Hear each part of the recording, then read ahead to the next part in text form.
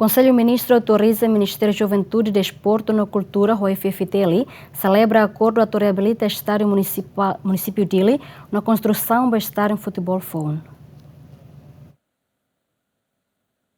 E a reunião Conselho Ministro quarta-ne foi na apresentação o presidente da Federação Futebol Timor-Leste, Nilton Guzmão. Conselho Ministro decide onde autoriza a assinatura memorando entendimento rua entre Ministério da Juventude, Desporto e Cultura, o FFTL, no dar parte de parceria estratégica onde remetem infraestrutura futebol nacional nian. Memorando da huluk prevê concessão do estádio municipal de Linian, ba federação, ba período tinang ruanul resin 5, o objetivo atu reabilita no hadia infraestrutura NBIH, onde usa financiamento husi fundo FIFANIAN. No nemos memorando da RUAC estabelece parceria ba desenho, construção, desenvolvimento, gestão e manutenção ba estádio futebol Fone, nebe hari ia cidade dili. Além de ia soromutu nemos, Conselho Ministro decide onde aprova lançamento projeto piloto ida, nebe propõe husi Ministro Obras Públicas Samuel Marçal, ba construção rede eletricidade subterrânea e a parte entre Ponte BJ Habibie no Becora. Inisiativa idene hakara katu moderniza infraestrutura elétrica sira, nebe existe